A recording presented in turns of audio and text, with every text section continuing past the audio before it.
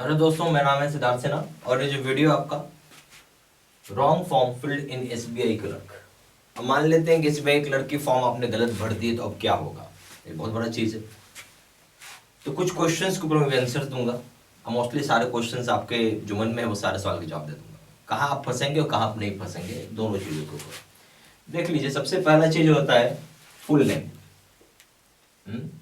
Full name जो भी आप लिखते हो एग्जाम मतलब इस फॉर्म के लिए, ठीक है। अगर नाम ही गलत लिख दिया, ठीक है, नाम ही में कुछ स्पेलिंग मिस्टेक है, गलत का मतलब है या स्पेलिंग मिस्टेक है,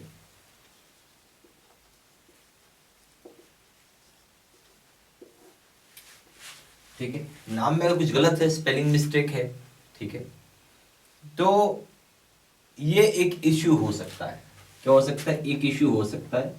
बैंक इसको कंसीडर कर भी सकती है और नहीं भी कर सकती, दोनों बातें होती है। कंसीडर कर भी सकती है और नहीं कर सकती। मैं आपको दोनों चीजें बता देता हूँ। बैंक कभी कभी कंसीडर कर लेगी, उस केस में आपसे एफिडेविट मांगेगी और एफिडेविट देने से काम हो जाता है, ठीक है। तो ये हो गया भाई मान ली तो, ये तो उस केस में है, ठीक है। अब बैंक नहीं भी मान सकती है, ठीक है। बोले भाई जिस इंसान को अपना नाम लिखने नहीं आता है, अपना नाम गलत लिखता है, ठीक है, या हो सकता है कि उसके नाम ही ना हो, ठीक है, वो कोई दूसरा आदमी हो, तो बैंक कुछ भी सोच सकती है। बैंक का सोचने का अधिकार है।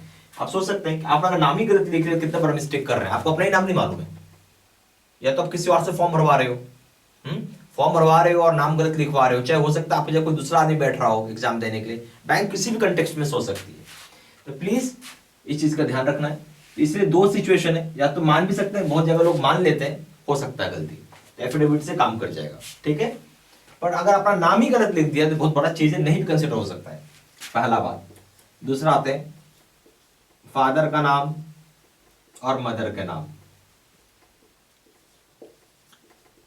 ये भी आजकल बहुत बड़ा इश्यू हो गया है, ठीक है। अब बोले जिसको अपने माँ बाप का नाम नहीं मालूम है वो क्या करेगा, हो सकता है वो गलत दिया हो, बट इसमें मैक्सिमम केस में, मैं मैक्सिमम की बात कर रहा हूं, कंसिडर हो जाता है। इसमें क्या हो जाता है, कंसिडर कर लेते हैं आपको, तो आपको मैक्सिमम है। अब किसी एक का नसीब खराब हो, उसको नहीं भी हो सकता है, ठीक है, बट मैक्सिमम एफिडेविट से काम बन जाता है, तो इसमें कोई प्रॉब्लम नहीं आएगा आपको, ठीक है। Point number 4। अब हम आते हैं डेट ऑफ बर्थ पे। ये बहुत इंपॉर्टेंट चीज है, ठीक है। डेट ऑफ बर्थ पे अगर आपने फिर से गलत लिख दिया, ये फिर से बहुत बड़ा सवाल हो जाता है। इस पे बैंक बहुत स्ट्रिक्ट है। हम यहाँ ये बोल सकते हैं कि 50% है कि आपका हो भी सकता है और नहीं भी हो सकता। सेम जैसे यहाँ पे था 50% सिचुएशन यहाँ था, यहाँ भी वही है। मैक्सिमम कैसे है, 90% में मान जाएंगे, ठीक है। 90% क्या मान जाएंगे, बट यहाँ पे क्या डेट ऑफ बर्थ गलत लिख दिया, इंसान ने डेट ऑफ बर्थ गलत लिख दिया, आप समझ सकते हैं कितना बड़ा गलती कर दिया आपने। आपसे बोलेंगे कि एग्जाम में हमेशा डेट ऑफ बर्थ एक एलिजिबिलिटी क्राइटेरिया होती है, भाई 21 से 28 ईयर क्यों डाला हुआ है, डेट ऑफ बर्थ के लिए डाला हुआ है। इससे ज्यादा, इससे कम और इससे ज्यादा लोग अप्लाई नहीं कर सकते। आप ये चीज गलत कर रहे हो, मान भी सकते हैं नहीं भी मान सकते हैं, इसलिए 50% चांस होता है, ठीक है।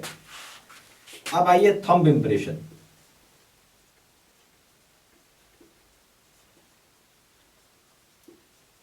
अगर ये मिसमैच हो गया, ठीक है, मिसमैच हो गया तो प्रूफ कर देगा कि डिफरेंट पर्सन है। मिसमैच हो गया तो क्या हो गया, प्रूफ करता है कि डिफरेंट पर्सन। इस केस में बिल्कुल नहीं मानेंगे। हाँ, इस केस में आपका फॉर्म रिजेक्ट हो जाएगा। क्या हो जाएगा? रिजेक्ट हो जाएगा। अगर मिसमैच हुआ तो की बात है, नहीं हुआ तो कोई फर्क नहीं पड़ता। हाँ, थंब इंप्रेशन में ये होता है कि लेफ्ट बोला है, आपने राइट कर दिया, ठीक है, बोला था लेफ्ट करने को, कर दिया राइट आपने, ठीक है, तो ये कोई बहुत बड़ा दिक्कत की बात नहीं है। लेफ्ट बोला राइट कर दिया, ठीक है।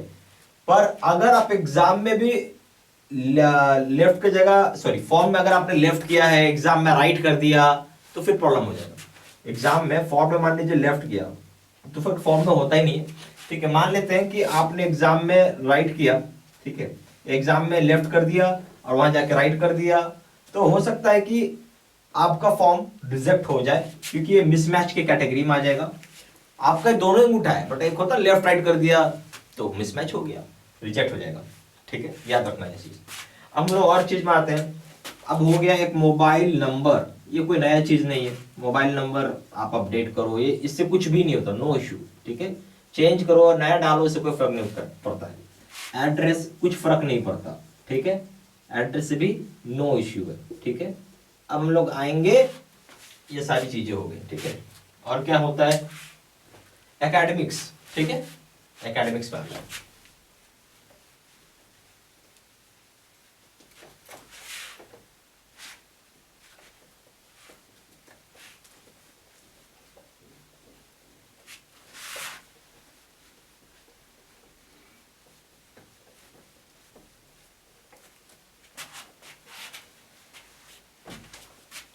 अब आइए एकेडमिक्स।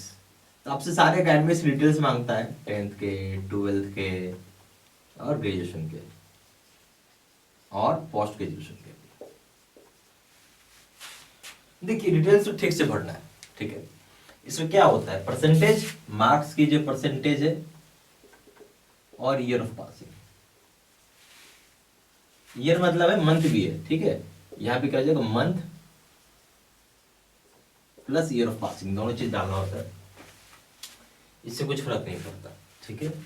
बैंक का यह मानना है कि 33% मार्क्स से ज्यादा आना चाहिए, ठीक है, तभी आप एलिजिबल है। पास, जस्ट पास हम जिसको बोलते हैं ना, अब जस्ट पास है तो 33% से जस्ट पास माना जाता है। नेचुरल सी बात से ज्यादा नंबर होंगे आपके, ठीक है। कम होंगे तो प्रॉब्लम है, ज्यादा है तो कोई दिक्कत ही नहीं है, ठीक है। बट फिर भी आपको एवरेज करना, मानो 66 है, 66.6, तो आप 66% लिख सकते हो, या 67% भी लिख सकते हो, ठीक है। मानिए 66.66%, आप तो खैर उसे पूरा डबल डॉट तक 2 डेसिमल तक आपको डालना है, तो कोशिश करना है एकदम आसपास रखना है, ठीक है, कोई दिक्कत नहीं है उससे। ईयर ऑफ पासिंग में भी कोई दिक्कत नहीं है। इसमें क्या होता है, मान लीजिए आपने 2000 ऐसा कर लेते, 2012 में आपने पास किया, एग्जाम्पल है 10th। अब आप इसको कह दोगे कि 2014 कर दिया, तो ये प्रॉब्लम है, ठीक है। ये प्रॉब्लम, ईयर को संभाल कर लिखना है, यानी जो ईयर होता है उसको सही से लिखना है। मंथ कुछ भी चलेगा, मंथ क्या होगा, 5th या 6th, मई या जून को जो रिजल्ट आता है नॉर्मली, ठीक है, मई, जून, जुलाई, इसी समय रिजल्ट आता है, तो इसमें से कोई भी महीना डाल दीजिए, इससे कोई फर्क नहीं पड़ता। बट ईयर को ध्यान में देना है, यस, ईयर ध्यान में देना है।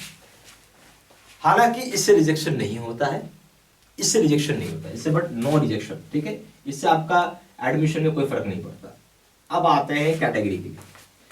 जनरल है तो कोई प्रॉब्लम नहीं है, नो प्रॉब्लम। अगर आप कैटेगरी में है, कैटेगरी का मतलब हो गया SC ST OBC, कुछ भी है, इसमें से कुछ भी हो सकता है, ठीक है। तो आपसे सर्टिफिकेट चाहिए, है ना, इसकी, कि आप जो बेनिफिट ले रहे हो उसकी सर्टिफिकेट होनी चाहिए, वैलिड होनी चाहिए। सर्टिफिकेट भी क्या वैलिडिटी होती है इसकी, कि 3 साल का या 2 साल का कुछ होता है, इसका पीरियड होता है, लाइफ होता है। ये एक बार ले लिया तो लाइफ लॉन्ग नहीं रहता। सर्टिफिकेट की वैलिडिटी होती है, सर्टिफिकेट वैलिड है यानी वो होना चाहिए। अगर वैलिड सर्टिफिकेट होगा तभी आपको बेनिफिट मिलेगा, तभी आपको क्या मिलेगा, बेनिफिट मिलेगा। और ये सर्टिफिकेट वैलिडिटी नहीं रहेगी, आप रिजेक्ट हो जाओगे। क्या हो जाएगा, रिजेक्ट हो जाओगे आप, ठीक है। याद रखना है, सर्टिफिकेट की वैलिडिटी बहुत मायने रखता है। अगर सर्टिफिकेट वैलिडिटी नहीं है तो आपको रिजेक्ट हो जाएंगे आप, ठीक है। ये तभी आपको बेनिफिट मिलेगा, याद रखना। आई होप आपको सारा डाउट मैंने क्लियर कर दिया होगा। फिर भी कुछ डाउट रह गया हो तो इस वीडियो के जो कमेंट बॉक्स है उसमें जाके कमेंट कर सकते हैं, ठीक है। और चैनल पहली बार है तो सब्सक्राइब कर लीजिएगा। Thank you.